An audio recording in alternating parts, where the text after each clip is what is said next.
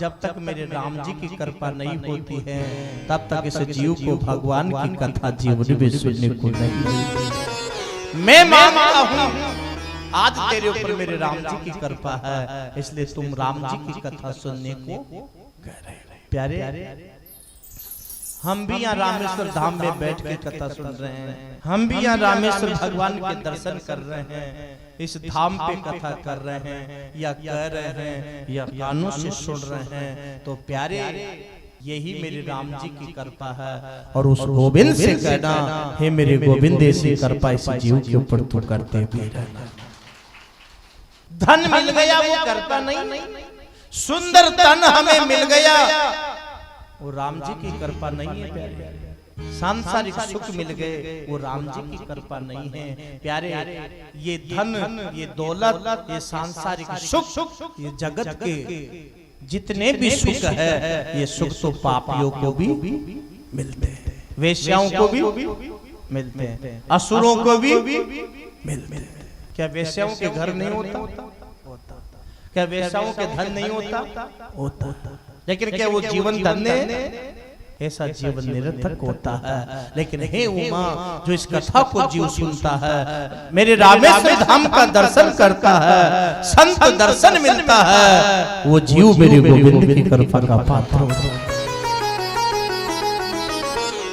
न जाने कौन से जन्म का पुण्य है प्यारे, न जाने कौन से जन्म की हमारी भक्ति है, जो आज इस तीर्थ भूमि में आकर के हम कथा, बोलो कथा, कर्पा, कथा ध्यान से सुनना, कर्पा और कोप में अंतर होता है। भगवान ने हमको धन दौलत दिया, परिवार दिया, सब कुछ दिया, लेकिन इस जीव से देने वाला हमसे दूर हो गया, वो कृपा नहीं है, वो उसका कोप है। जिसने जगत तो दे दिया लेकिन वो खुद स्वयं हमसे दूर हो गया। और यदि हमें सुंदर तन भी दिया, घर भी दिया, परिवार भी दिया, अरे संसार का सुख भी दिया, और सब कुछ देख करके उसने हमें सत्संग दिया, ये ग्रंथ दिया, तो सोच लेना यही मेरे राम जी की कृपा है। क्योंकि जहाँ संत और ग्रंथ होते हैं वहाँ मेरे भगवंत भी होते हैं।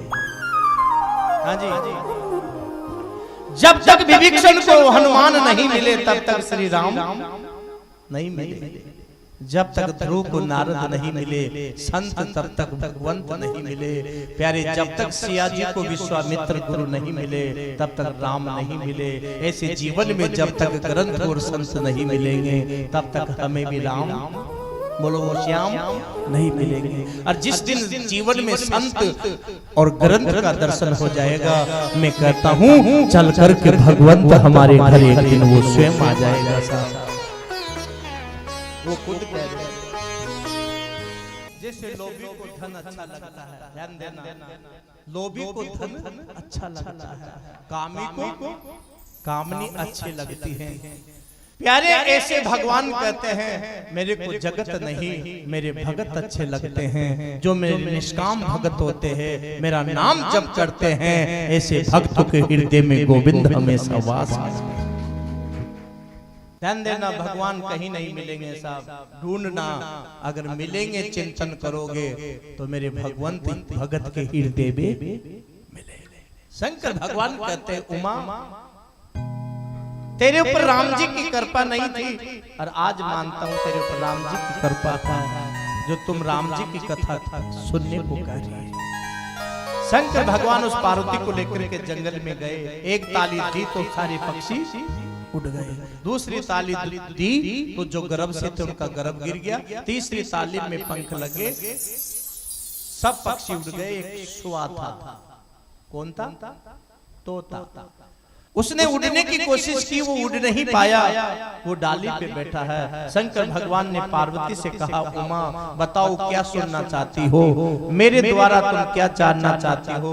पार्वती ने कहा, भोलेनाथ मैं यही जानना चाहती हूँ कि संसार में सत्य क्या है। हे भोलेनाथ, मैं आपके माध्यम से मैं यही जानना चाहती हूँ कि संसार में सत्य क्या है। क्या संसार की संपदा सत्य है? क्या धन दौलत सत्य है? क्या संसार के वासना के सुख सत्य हैं? जिनके लिए लोग रात दिन पाप कर्म करते हैं, झूठ बोलते हैं, क्या यही सत्य है? पार्वती ने शंकर भगवान से पूछा तो शंकर भगवान ने कहा उमा ये सत्य नहीं है। तो सत्य क्या है? हे उमा ये जगत सत्य नहीं, इस संसार में लिया हुआ नाम, दिया हुआ दान और गोविंद का किया हुआ भजन ही सत्य है, दूसरा जगत में कोई सत्य नहीं। उमा कहूं में अनुभव अपना सत हरि भजनी जगत सब सपना। मेरे जीवन का अनुभव है इस संसार में सत्य है तो केवल प्रभु का नाम जप ही सत्य है। बोलो नाम जप ही सत्य है। हरे पार्वती कथा सुन रही, हरे हरे हरे, लेकिन थोड़ी देर कथा को सुना और पार्वती जी को नींद। हाँ जी, या तो कथा में मन लगता नहीं है और लग जाता है तो फिर वो लगने नहीं देता है साहब, न चाहते हुए भी नींद।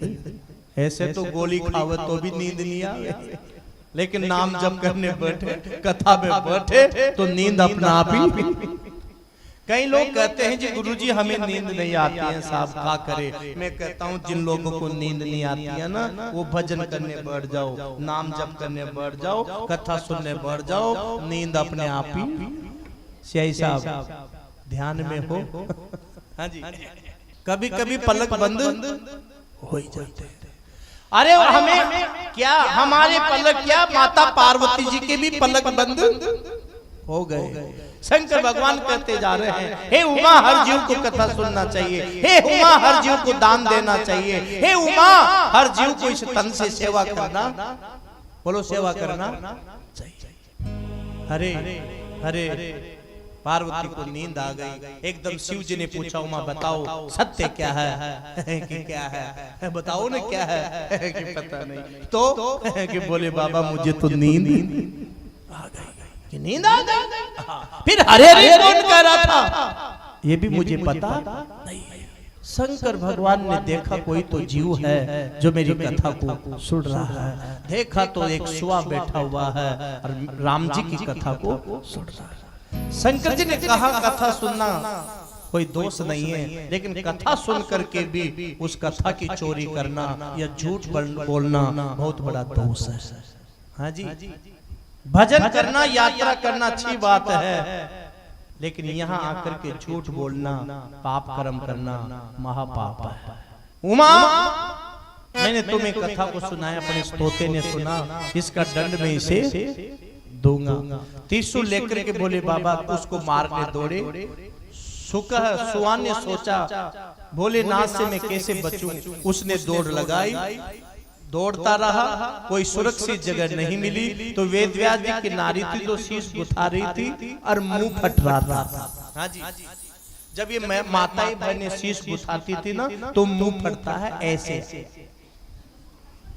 जब माथा, आजकल तो गुथाना बंद हो गया, राखड़ी गुथाना भी बंद, आजकल तो श्रृंगार जो करती है ना माताएं वो श्रृंगार भी नहीं करना चाहिए, क्योंकि श्रृंगार करने से, मांग भरने से, ये श्रृंगार करने से अपने पति की आयु, बोलो पति की आयु बढ़ती है। जो माताएं यहाँ से यहाँ तक मांग बढ़ती है ना, बोलो बढ़ती है, जितनी लंबी मांग होती है उतनी पति की लंबी आयु होती है। पर आजकल फैशन चल गई साहब, आजकल एक डिब्बी आती है उसे यूं और यूं, एक तीर का निशान होता है ना, कोटा से 12 से कोटा, ऐसे एक निशान। और किसी ने तो यहाँ से यहाँ शुरू कर दिया, साइड में लगा दिया पति लाइन के लिए। क्या यही धर्म, यही श्रृंगार है? हनुमान लाल एक बार माता जानकी के पास गए थे, जाओ तो माता को लेकर के आओ। जब हनुमान लाल गए तो माता को देखा तो माता सिंदूर भर रही थी। हनुमान जी ने पूछा माँ ये तुम क्या कर रही हो? माता बोली हनुमान मैं सिंदूर भर रही हूँ। क्यों? ये सिंदूर लगाने से क्या होता है? हनुमान इसको भरने से, इसको लगाने से अपने स्वामी की आयु बढ़ती है। क्या? हाँ माँ तो इतना साल सुन, तुम यहाँ तक सिंदूर लगा रही हो, जब मेरे स्वामी की आयु बढ़ती है तो क्यों न मैं पूरा ही सिंदूर में हो जाऊं। हनुमान लाल पूरे सिंदूर में ही। माता जानकी को लेकर के आए। राम जी ने पूछा हनुमान ये दशा क्या है? तुम गए तो अच्छे भाले थे और आए तो पूरे सिंदूर।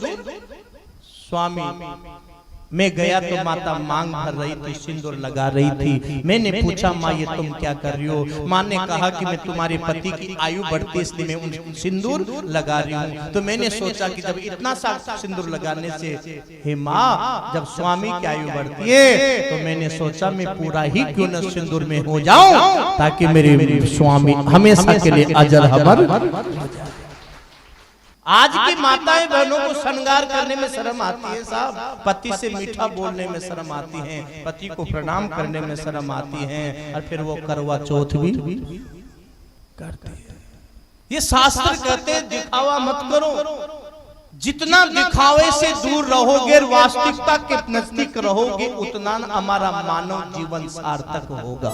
आधुनिक समय में लेकिन दिखावा बढ़ता जा रहा है और ये जीव वास्तविकता से दूर होता हुआ जा रहा है। किससे दिखा रहे हो? अरे दिखा किसे रहे हो? जिस संसार को तुम दिखाने का प्रयास कर रहे हो वो देखेगा नहीं। अरे वो देख भी लेगा तो वास्तविक रूप से हमारा होगा नहीं। और जिसने हमको सब कुछ दिया, अगर उसको हमने सब कुछ दिखा दिया और उससे प्रेम हो गया और उसके समर्पित हो बाहु से हो जाओगे तो जाओ जगत के बंधन से, इस जंजाल से मुक्त हो। ये लोग उलझाने का काम करते हैं साहब, ये जगत उलझाने का काम करता है, जगत के लोग उलझाने का काम करते हैं, लेकिन ग्रंथ और संत हमें ये उलझन से मुक्त करने का काम